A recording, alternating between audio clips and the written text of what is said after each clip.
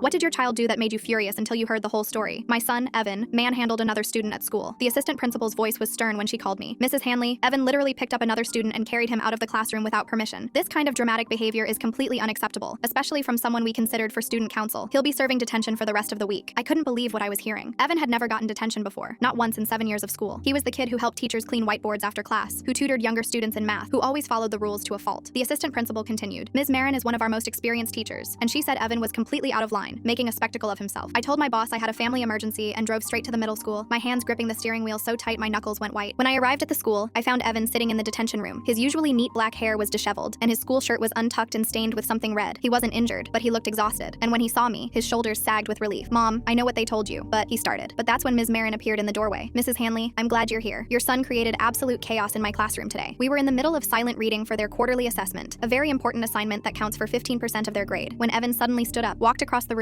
and physically lifted Eli from his desk. He carried him like some kind of hero in a movie, making a huge scene and disrupting everyone's concentration. When I told him to put Eli down immediately, he completely ignored me and walked right out of my classroom. She folded her arms, her voice rising with indignation. I've been teaching for 23 years, and I've never seen such blatant disrespect. Even the other students were recording it on their phones. He turned my classroom into a circus. I stood there looking at my son, my chest tight with disappointment and confusion. Was this teenage rebellion finally hitting? Had I been too strict, too lenient? The red on his clothes was making my stomach turn. Evan, I said, trying to keep my voice steady despite the anger building in my chest. Why did you disrupt the class? Evan's jaw clenched. I didn't disrupt the class. Ms. Marin scoffed loudly. You absolutely did. You made a complete spectacle, ignoring my direct orders. James was bleeding out, Evan suddenly shouted, his voice cracking. He had red pooling on his desk, dripping on his test, and soaking through his sleeves. He raised his hand 3 times to tell you, Miss Marin. 3 times. And you told him to stop being dramatic. I felt my blood run cold. Is that true? Ms. Marin's face flushed, her eyes darting away for just a moment before hardening again. That's a complete exaggeration. It was a simple nosebleed. Eli knows where the tissues are. Evan's voice got stronger, more defiant. His lips were turning pale, Mom. He was swaying in his chair. Kevin whispered to me that Eli is anemic and gets really bad nosebleeds that need medical attention, but Ms. Marin threatened him with detention for talking during the test. Evan's hands had now clenched into fists. When Eli tried to stand up on his own, he almost fell. That's when I picked him up. He weighs like nothing, and the red was everywhere. His shirt, his hands, the desk. Evan turned to face his teacher directly. You kept yelling at me to stop disrupting your precious test while I was carrying him out. You said I was ruining everyone's concentration, that Eli was fine, that I was just trying to get attention. Ms. Marin lifted her chin defiantly. He was fine. Children get nosebleeds all the time. You turned it into a production. The assistant principal had suddenly gone very quiet, pulling out his phone. Let me just check something with the nurse. The nurse appeared in the doorway 15 minutes later, still wearing latex gloves with crimson traces on them. Eli lost approximately 300 milliliters from the hemorrhaging. I had to call his mother to take him to the ER. If Evan hadn't brought him when he did, we could have had a medical emergency involving unconsciousness or shock. She looked directly at Miss Marin. A child with severe hemorrhaging is not a distraction. It's a medical crisis. The assistant principal cleared his throat uncomfortably. Evan, you can go. There will be no detention. And don't worry, Ms. Marin won't be working here for much longer. Ms. Marin stood there, mouth opening and closing like a fish, her face cycling through shades of red as the reality hit her.